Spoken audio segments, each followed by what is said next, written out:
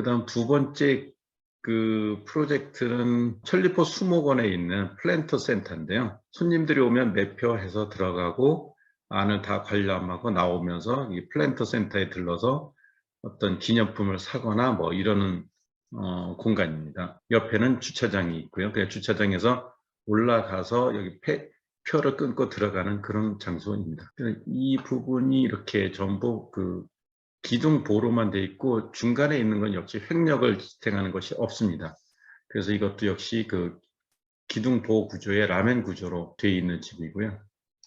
그래서 내부를 보시면은 그냥 이렇게 다 유리로 되어 있는 상황입니다. 이 라멘 구조를 구성할 때의 기본 개념은 이걸로 설명을 드릴 수가 있을 것 같아요. 그러니까 여기는 철근이 이렇게 노출되어 있지만 이 철근이 이 가운데 깊숙이 들어가 있는 경우가 더 많기는 한데, 이렇게 그 철근이 있고 그것도 그 이형 철근입니다. 매끈한 철근이 아니라 우리가 보통 그 철콘 현장에서는 이형 철근인데, 이형 철근을 넣고 거기 사이에 에폭시를 채워서 에폭시가 철근과 목재 결합을 시켜주는 역할이죠. 이렇게 됨으로써 부재와 부재를 연결할 수 있는 그런 겁니다. 이런 경우에는 아마 목재가 여기까지 있을 거고 철근은 저 깊숙이서 빠져나왔겠죠. 그러면서 연결하는 그런 건데, 보통의 경우에는 이게 기둥이나 벽이 있으면은 여기서부터 철근이 깊숙이 들어갑니다. 들어가고 이 속으로 에폭시를 넣어서 그 공간들을 전부 에폭시로 채움으로써 그 결합력을 나오게 하는 그런 방법을 쓰는 게 가장 전통적인 그 목조 라멘 구조 방법이었죠. 여기서 출발해서 지금은 이렇게 한번 결합하면은 에폭시나 이런 걸로 해서 결합을 하면은 해체가 불가능한 그런 결합을 갖는 경우도 있고요. 그리고 앞에 보여드린 그 갤러리 소소처럼 언제든 결합했다가 풀 수 있는 그런 라멘 구조도 개발되고 있습니다. 그래서 이런 이게 일반적으로 그 하는 방법이죠. 이 플레이트가 있고 여기에 앵커 볼트가 있어서 콘크리트에 고정이 되고 기둥은 별도의 어떤 철물이 올라와서 이거를 결합하는 그런 것이 일반적인 그 기둥을 결합하는 방법이라고 한다면은 지금 사용한 것은 이런 방법입니다. 그래서 이쪽으로도 그 에폭시를 주입해서 그 케미컬 앵커를 하는 거죠. 하고 위에도 역시 이쪽에 그 목재 속에다가 에폭시를 주입을 해서 이거를 하나의 그 구조로 만드는 그런 방법을 쓰고 있고요. 그 옆에가 그래서 실질적인 그 샵드로잉입니다. 그래서 이런 철물을 이용해서 그 기둥 부분을 했었고요. 그 다음에는 그 기둥하고 보가 만나는 부분에는 조금 뭐 비슷한 철물인데요. 이 안에다가 넣고 그 다음에 에폭시를 주입하고 그 다음에 그 뚜껑을 덮어서 마무리하는 그런 그 과정으로 라멘 구조가 만들어지게 됩니다. 그래서 보시면 이게 베이스 플레이트에 구멍이 이렇게 나 있죠. 이 안으로 지금 라멘 철물이 들어가야 하는 장소가 되어 있고요. 그 기둥의 하부 부분에도 역시 깊숙한 기둥이 뚫려 있어서 구멍이 뚫려 있어서 여기와 같이 결합될 그 부분입니다. 그래서 여기 보시면은 아까 그 도면에 보이는 것처럼 이렇게 철물이 되어 있고요. 이렇게 준비가 되어 있습니다. 이런 상황에서 이제 이거를 집어넣은 다음에 얘를 이제 이 기둥에다가 넣은 거죠. 그 베이스 플레이트 속에다 넣은 거죠. 그 다음에는 기둥과 보가 연결되는 부분도 역시 이렇게 라멘 철물을 넣는 과정인데요. 그래서 결합에 놓고서 여기서 이렇게 밀어 넣으면서 이 안쪽으로도 이제 철물이 들어가도록 그렇게 합니다. 그런 과정이고요. 그 다음에 요런 작은 철물이 있는데 요거는 지금 이 철물이 이렇게 깊숙이 들어가 있으면은 고기하고 연결되는 관입니다.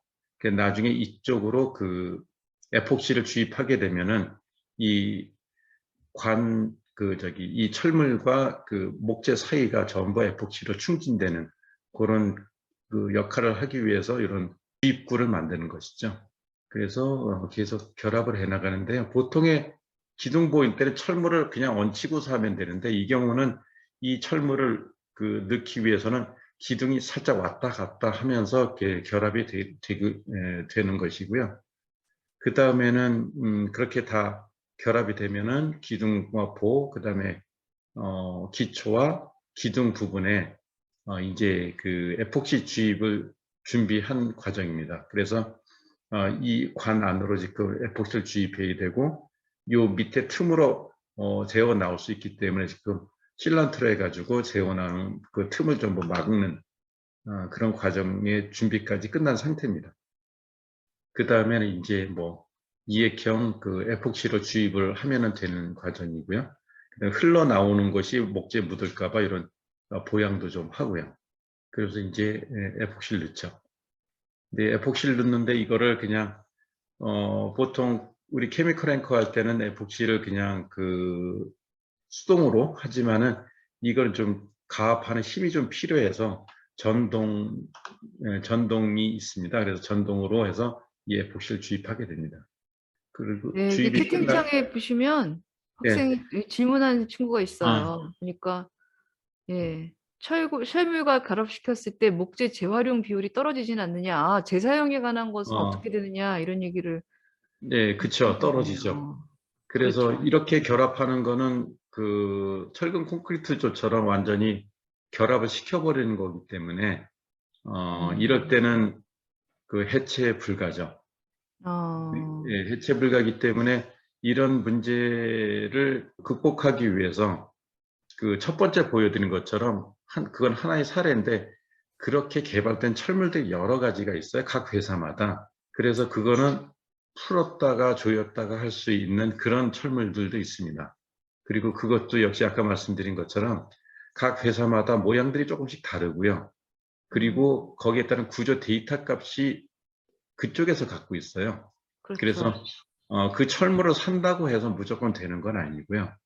그 철물에 대한 데이터 값이 있어야 되기 때문에 그 철 회사에서 구조 계산을 하게 돼 있고요. 그러면 그다음 그 엔지니어링 비용도 들어가겠네요. 그쪽에다 그렇죠. 부탁을 해야 예, 되는 예. 상황이네요. 예, 그래서 이 음, 철제 가격 실제로 보면은 이게 좀 우습거든요. 이 라멘 음, 구조가 대단한 것처럼 보이지만 사실은 그냥 철물하고 에폭시하고 결합하거나 아니면 철물을 깊게 박아서 고정하는 개념들인데, 음, 근데 그 철물 가격들이 되게 비싸요. 비싼 음. 이유는 그런 구조 계산을, 소리 있고. 구조 데이터를 만들어내고 그다음에 그거를 구조 계산을 서비스 하기 때문에, 그래서 음. 좀 비싼 상황이 되는 것이죠. 그러면 라멘 시스템으로 이렇게 가면 약간의 비용 부담은 생긴다 이렇게 봐야 되는 거네요. 예, 예, 비용 부담이 접식보다는. 좀 생기죠. 대신에 브레이스가 없어진다는 장점이 있고요. 그렇죠. 벽이 그리고 없어지고. 예, 벽이 없어지고 그다음에 기둥과 보호 사이즈의 미니멈 사이즈들이 있습니다.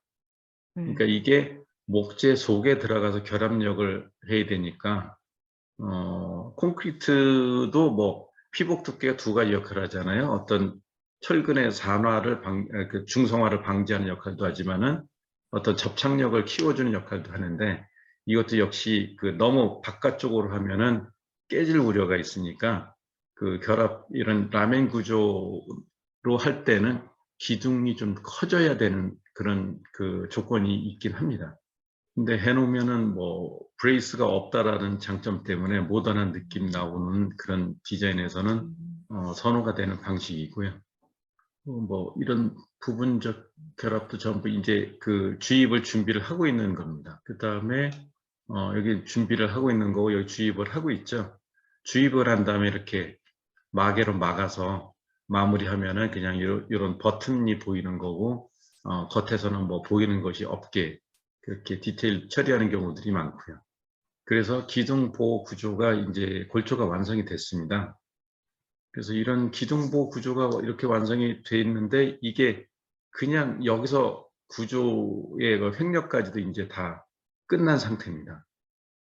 이 상태에서 이제부터 붙는 것들은 다 비내력으로 붙는 그런 부분들이 있고, 지붕에는 펄인이 있네요. 허리는 뭐 지붕을 덮기 위한 그런 지붕 장선, 석가래 뭐 그런 것이 여기 가야 되는 건데 메인 구조는 완성이 된 상태입니다.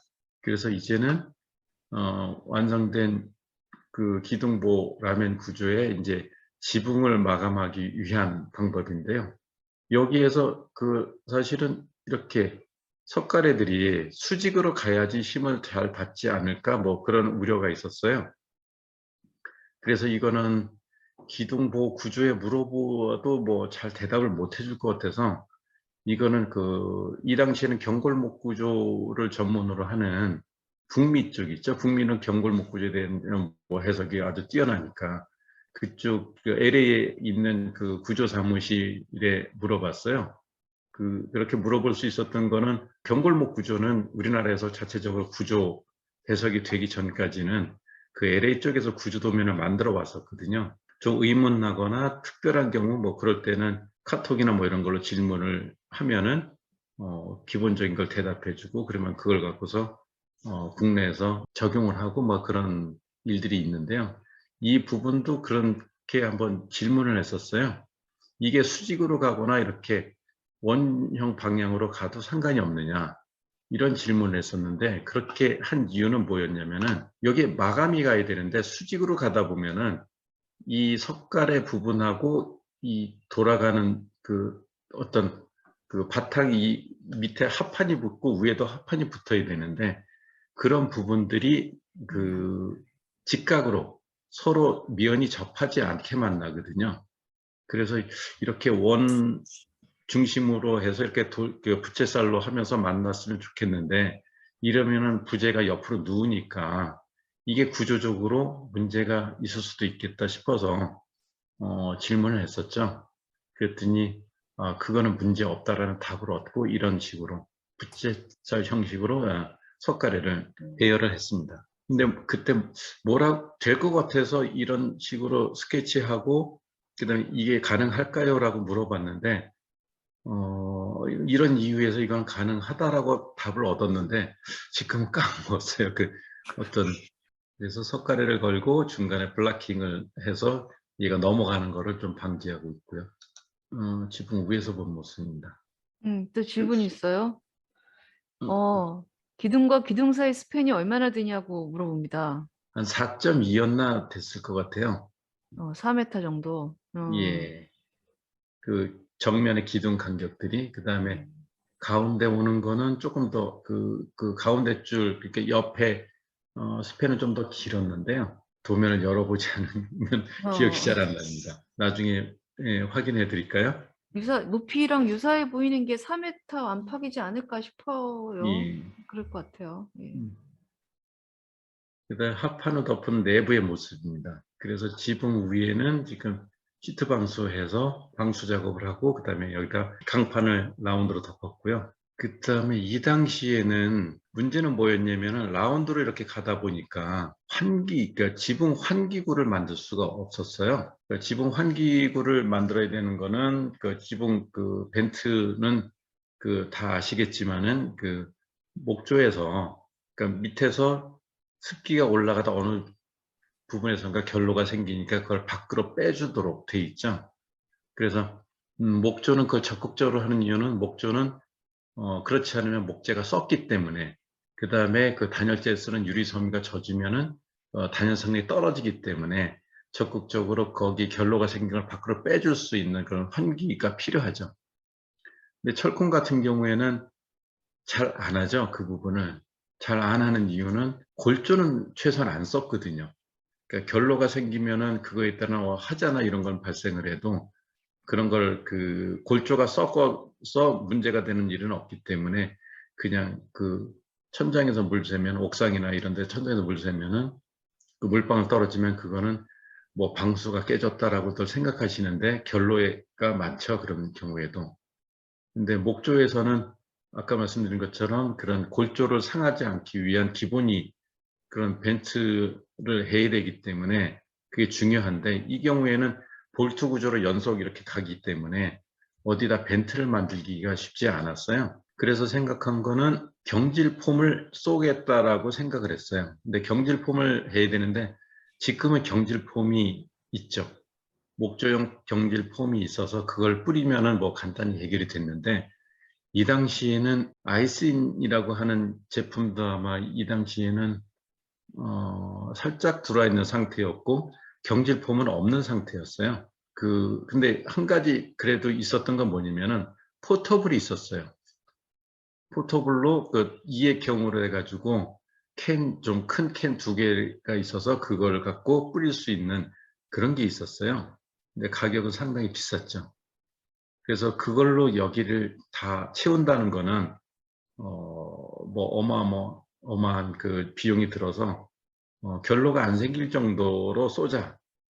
그래서 그 어떤 습기가 통과 못할 정도 두께로 쏘자 그래가지고 한 40mm 정도 기준으로 쐈던 것 같아요. 그리고 이렇게 쏜 다음에는 유리 섬유로 누워서 단열을 했죠. 지금 기준은 이거보다 훨씬 강하게 단열해야 되겠지만은 그 당시에는 이렇게 40mm 쏘고 그 다음에 R30을 넣어서 단열을 하는 그런 정도로 지붕 단열이 되었습니다. 그 다음에는 이 라운드 부분으로 목재 사이딩 마감을 해야 돼서 아까 그 석가래를 부채살 모양으로 붙였던 이유가 이건데요. 그 위에다가 합판을 붙였거든요. 내수 합판을 붙이고 그 내수 합판에다가 지금 합판을 붙이는 과정입니다. 요즘 같으면은 아까 그 결로에 대한 우려 때문에 레이어를 하나 주고 그 다음에 합판을 붙였으면 더 좋았을 텐데 그 당시에는 그런 가변형 투수 방수지 뭐 이런 거는 아예 아직도 소개가 안 되던 시기여서 그냥 합판을 하고 그 다음에 거기에 목재 루바를 쳤습니다. 그 다음에 창문도 이렇게 밖으로 돌아가는 식의 창문을 끼게 됐고요. 유리 끼우고 차양을 다는 상태입니다. 그래서 완성된 상태고요. 내부는 이제 지금 플랜터 센터로 쓰기 위한 가구들이 들어와 있는 상태입니다. 그 다음에 라멘 구조는 또 다른 방식의 라멘 구조인데요. 철판이 있고 그 다음에 거기에 무수한 핀을 박아서 그 결합력을 만들어주는 이런 방식이 있는데 이 방식은 굳이 뭐 라멘 구조라는 말을 쓰지는 않습니다. 그거보다는 그냥 이렇게 하면 결합력이 얼마큼 세진다 뭐 이런 데이터를 제공을 하는데 그럼으로써 브레이스를 없앨 수 있다. 결국 라멘 구조라고 얘기를 안 하지만은 라멘 구조의 개념을 갖는 그런 그 결합의 형태 중에 하나입니다. 그래서 여기는 드리프트 핀인데 이거 그냥 일반적인 드리프트 핀도 있고 이 철판을 대고 셀프로 뚫고 들어가서 핀이 고정되는 방식도 있습니다. 이런 식으로 연결되는 방식이죠. 이거를 생각했던 거는 이 디자인 때문에 그렇게 생각을 했는데요. 이거를 라멘 구조 철물을 다 써서 하기에는 너무 많다라는 생각이 들었어요. 그래서 좀 더 경제적인 방법이 없을까 뭐 그런 생각을 했고, 그랬을 때 처음에 설계사무소에서 연락이 와서 이 디자인을 보여주면서 이거 현상 설계하고 있는데 이렇게 목 구조로 생각했는데 이게 가능하겠냐라는 질문을 받았어요. 받았을 때 물론 어디 브레이스가 좀 있으면 좋겠는데 브레이스가 없는 상태라서 이거는 좀 일반적인 목 구조는 아니다. 다만 이것도 라멘 구조를 형성해 주면은 이런 디자인도 수용이 가능하다라는 쪽으로 말씀을 드렸고요. 그래서 현상 설계안을 제안을 할 때, 제출할 때 그런 어떤 근거적인 자료를 좀 드렸고요. 그리고 운이 좋게 현상 설계 당선이 됐어요. 그러면서 실시 설계 들어가면서 이 디자인을 계속 고수할 것인가 아니면은 좀 변형이 될 것인가라고 하는 그런 엎치락뒤치락한 과정이 많았는데, 왜 그랬냐면은 이 디자인을 계속 고수를 해야겠는데 브레이스는 수용이 안 되는 디자인이었고요. 그리고 그렇다고 그 구조에서는 이렇게 하면은 부재가 워낙 커지고 비용이 많이 드니까 중간중간에 콘크리트 기둥을 세우자는 제안을 했었어요. 또는 철골로 해서 중간중간 세우고 목재를 디자인으로 가자. 그런 어떤 솔루션을 제안을 했었는데, 결국에는 그렇게 되면 이렇게 똑같은 레이어가 가는 게 아니라 중간중간에 그 어떤 큰 레이어가 가고 그 사이사이에 채워지는 그런 형태였고요. 그래서 디자인적으로도 그게 수용이 잘 안 됐고 또 목 구조로 풀고자 하는 그런 의지가 있었기 때문에 의지는 제가 있었네요. 그래서 그 기둥으로 가고자 하는 거는 경제적인 걸 하기 위해서 구조사무실에서는 그런 제안을 하셨고, 그리고 그거를 그 디자인적으로 조금 그 아쉬워하는 그런 상황이었고요. 근데 이거를 전체를 목 구조로 가고자 하는 거는 제 욕심이 좀 거기에 들어갔었습니다. 그래서 이 부분은 좀 전에 보여드린 그런 로토브라스 건데 그런 철물 솔루션을 제안을 드렸어요. 그래서 그 앞에서 소개드렸던 거는 일본 철물이었는데 이번에는 유럽 철물을 이용한 어떤 결합력이 구조 개선을 할 수가 있으니까 이 구조 개선에서 이게 가능한지 한번 해보자. 그런 쪽으로 했고 결국엔 제조사에서 이렇게 하면 어느 정도 힘이 나옵니다라고 하는 데이터가 제공이 됐고 그거를 구조 작용력을 따라서 했는데 핀 수가 굉장히 많이 바뀌었어요. 그래서 계속 고민을 하다가 그러면은 그렇게 많이 바뀌고 그렇게 많이 보이니까 그러면은 다른 대안을 하나 더 하자라고 했는데 그것이 이런 대안입니다. 철판을 끼우고 그 사이에 에폭시를 주입하는 방법인데 철판은 마찰력을 높이기 위해서 좀 그 샌드블러스트 같이 좀 꺼끌꺼끌하게 좀 만들어서 표면을 가공을 하고 거기에 에폭시를 주입을 함으로써 이 결합력을 높일 수 있는 방법이 있는데 이 방법도 역시 그냥 하는 건 아니고 이 에폭시를 쓴다면 그러면은 어느 정도의 결합력이 나옵니다라는 구조 데이터가 제공이 됐습니다. 그래서 두 가지를 비교를 했을 때 이 방법이 좋겠다라고 해서 최종으로 선택된 방법은 이렇게 그 어떤 슬롯을 파고 거기에 철판 한 장 끼우기도 하고 두 장을 끼우기도 해서 그 사이에 그 에폭시를 주입함으로써 접합부의 결합력을 높이는 방법을 채택해서 그렇게 해결이 됐고요. 그래서 그런 식으로 그러면 죄송한데 이 예. 회사는 어디서 그러면 그런 구조 데이터를 주던가요? 이게 유럽에서 쓰고 음, 있어요? 네, 그러니까는 이런 유럽 제품이긴 한데요. 이게 그 네. 회사명을 그냥 말씀드리면 로토브라스 겁니다. 이거는. 그 로토브러스가 그 핀 많이 꽂는 거 말고 이렇게 에폭시 주입하는 거에 대해서도 예, 솔루션을 예, 가지고 에폭시 있어요? 제품도 같이 있습니다. 아, 그렇구나. 그 모르고 예, 있었네. 아, 그렇군요. 네. 예. 그래서 잘 알겠습니다. 어, 두 가지 대안 중에서 좀 더 깔끔하고 비용이 드리프트 핀을 그렇게 많이 박는 것 자체가 한 개의 핀 가격은 싼데 굉장히 많이 박히더라고요.